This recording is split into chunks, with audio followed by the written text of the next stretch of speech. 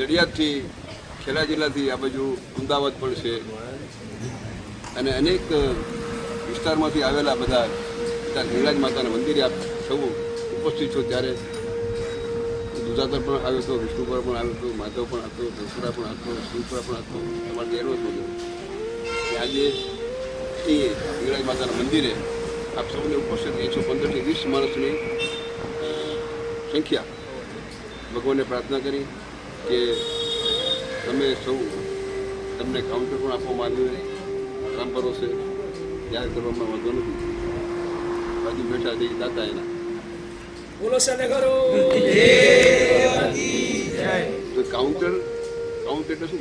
ગણતરી કરવાની. કાઉન્ટર ગણતરી કરે કે તમે કેટલા નામ દોર્યા, તમારી ગણતરી થઈ ગઈ છે દબાવતા કરી કેટલા નામ થઈ ગયા. તો એક ડગલે એક યજ્ઞનું ફળ મળેલું આપણે મંદિરમાં જઈને નામ સ્મરણ કરતા જઈને એક ડગલામાં એક યજ્ઞનું ફળ છે. પછી ઘરે આવીને પછી વાતું કર્યા વગર ઘરે પહોંચી જવાનું. મંદિરમાંથી ગઈ પછી એમાં આપણે એક મંદિર જ આપણે જઈ રહ્યા છીએ. તો નામ સ્મરણ કરતાં જજો તો એને યજ્ઞનું આપણે ફળ મળી જશે બધાને. ભગવાનને પ્રાર્થના કરી કે તમે જે કંઈ ભગવાને તમે મનુષ્ય જન્મ આપ્યો હોય અને મનુષ્ય જન્મ શા માટે આપણે આવ્યો હોય તો આ રીતે નામ સ્મરણ કરવામાં, ભક્તિ કરવામાં, દાનપૂર્ણ કરવામાં આપણે ભગવાને મનુષ્ય જન્મ આપ્યો હોય. તમે સરસ મજાનું એક નામ સ્મરણ કરતા જાવના પરમાત્માને પ્રાર્થના કરી, ગુરુમાતાને પ્રાર્થના કરી કે તમારા દ્વારે નિર્વિઘ્ને આ બધા તમારા શિષ્યો તમારા બારુના પહોંચી જાય અને એનો જે જીવનનો અંતિમ ધ્યેય છે સ્વરૂપને જાણવાનું, એના માટે પણ તમે એને બધાને ભક્તિ કરવાની શક્તિ દેજો, હિંમત દેજો, પ્રેરણા દેજો.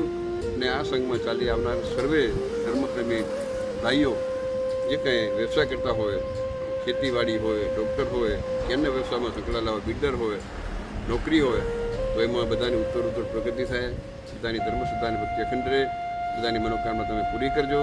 આદિ વ્યાધિ ઉપાધિ મટી જાય અને દરેક પરિવારમાં સંપરે, દરેક પરિવારના બાળકો ભણી ગણીને આગળ વધે, ઓજસ્વી બને, સંસ્કારી બને, તેજસ્વી બને, નિર્વ્યસની બને, સિદ્ધિ સિદ્ધિ માતા સરસ્વતી લક્ષ્મીજીનો વાસ થાય.